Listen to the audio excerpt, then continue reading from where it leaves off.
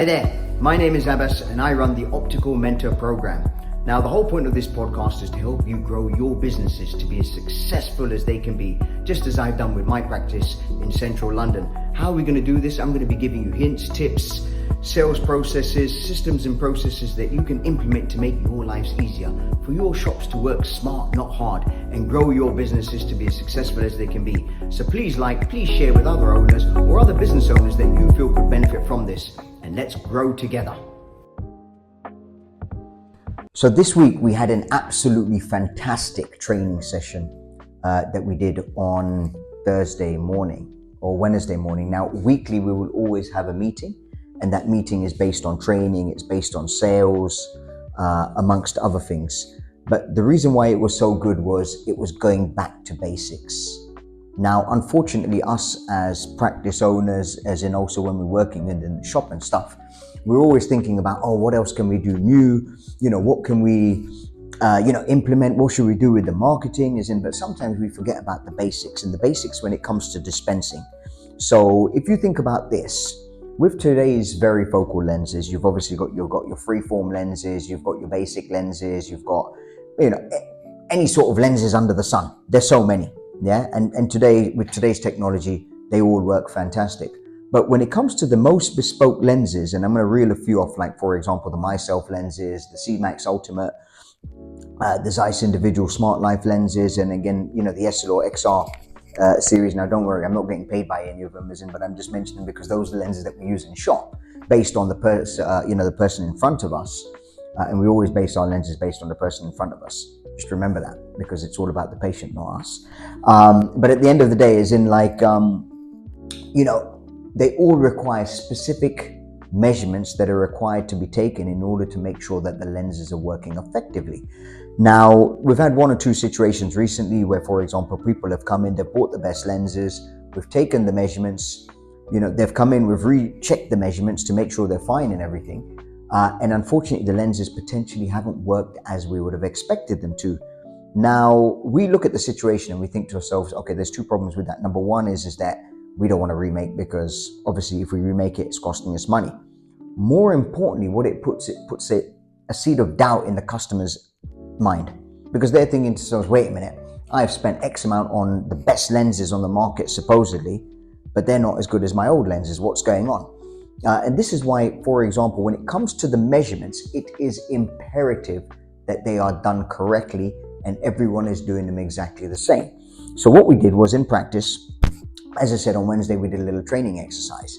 And what we did was that there were 6 of us, and we sat down and I said to everybody, okay, what we're going to do is we're going to use one of you as a guinea pig. I don't like to say guinea pig. I like to say guinea pony, because pigs are not the best looking things in the world. So we sat them down and we said, okay, what everybody's going to do is we're going to measure the PDs, we're going to measure the heights, we're going to measure the BVD, we're going to measure the panto, and we are going to measure the working distance. And I said to myself, okay, let's do all of these measurements and let's see how accurate they are. So we did them all. And the first one that we measured was the first one we spoke about was working distance. Now, with working distance, in essence, everybody's working distance was the same. There was one element where it was slightly different, where most of us got 52 and one of us got 42. Now, this comes back to communication to the customer, because at the end of the day is that if we don't say to the customer, where would you normally hold your books when you're reading, or where would you prefer to hold your books when you're reading, or where would you hold your phone, they're going to hold it at different positions. So therefore, it is imperative that your communication is key to the customer, and all of you are saying the same thing to them, because obviously people hold things at different distances.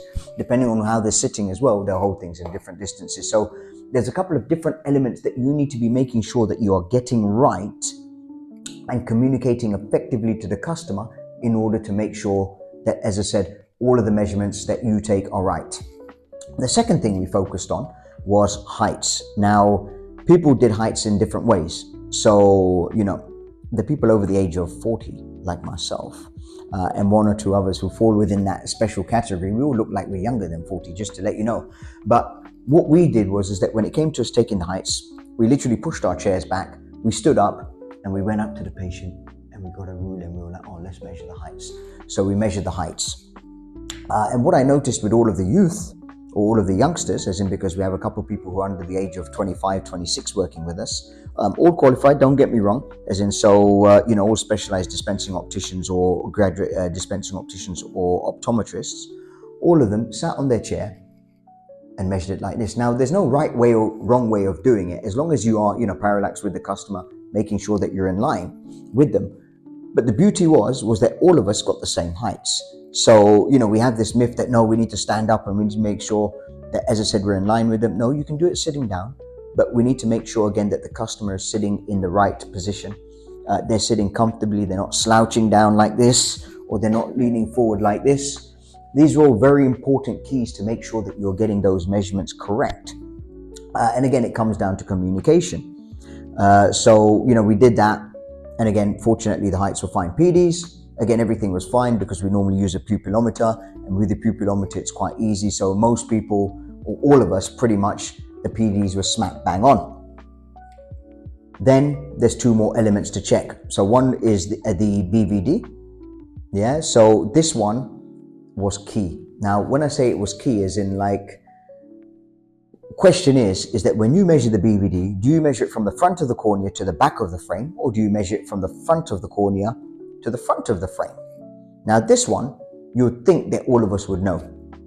And when we did it, 4 of us got it right, or we think we got it right, and 2 of us got it wrong. Now, I fall into the category of people that got it wrong. Maybe as in I'm old and I forgot, as in I was just having a bad morning, but as in sometimes, when you're not constantly doing it and you're not constantly dispensing it, we are sometimes the ones that fall down. And therefore, it was a good wake-up curve for me. And, this is where, for example, it's important as you as a leader to show your vulnerability, because you're not always right. And sometimes, as I said, people bring things to your mind, and you need to be willing to say, oh, yeah, it was me. I got it wrong. But yeah, so that was one of the biggest things that we noticed, that people are measuring it at different distances. Now, if you think about it, if the frame is a thick frame, what it's going to do is there's going to be a BVD difference of 4 millimeters. BVD, just to let everybody know, is the back vertex distance measurement. So if you're creating 4 millimeters difference, what it's going to do is potentially it's going to change the prescription by plus or minus 0.25, maybe in plus or minus 0.50, which obviously will affect their vision. So this was very key in identifying where potentially things are going wrong. And then the last one was the panto. And again, the panto is based on how the frame is sitting on you at the angle. And again, depending on how the patient puts the frame on, again, how the patient is sitting, the panto can differ. Fortunately, we all got a very similar panto. Then what I did was I put the individual onto the dispensing machine. And we've got one of those Zeiss machines, which measures, as I said, heights, PDs, panto, BVD, etc. And again, the machine is only as accurate as the communication that you give to the customer when they're standing in front of the machine. So we did that, and then we compared it all. And it was a great training exercise because it allowed people to identify potentially where they are coming unstuck without physically having to say to them, you made a mistake, as in you could have done it like this. And this, I think, is the best form of training. Let them identify potentially where they're going wrong and how they can improve. But it just shows that, look, people don't know what they don't know. And sometimes, even if we know from 20 years ago, we can forget. And this is why it's so important to make sure that we go back to basics and we identify where, for example, we could get better. But the common feature in all of this was the communication to the patient. Yeah, make sure that you are instructing or explaining to the patient what you're going to be doing and why, their body posture or what they do is so imperative in order to make sure that we get the measurements right. Now, I'm not saying to them that you say, oh, you need to sit up straight as in to do it, but you need to be making sure that they're as comfortable as they can be, but sitting in a natural position and holding things at the position that they want to be looking at in order for you to get the right accurate measurements. So remember, next time you do training, it doesn't have to be anything specific, doesn't have to be anything crazy. It can be even going back to basics. Keep it simple, and remember, communication is key. Hope you enjoyed the content, and more importantly, hopefully there's 1 or 2 tips in there which you think, yeah, you know what, I can implement that in my practice to help me grow my business to be as successful as it can be. So please please share with your fellow professionals. And if you want to know more about how the Optical Mentor can help you grow your business, please link in the bio and we'll be happy to reach out and have a conversation to see where we can grow together.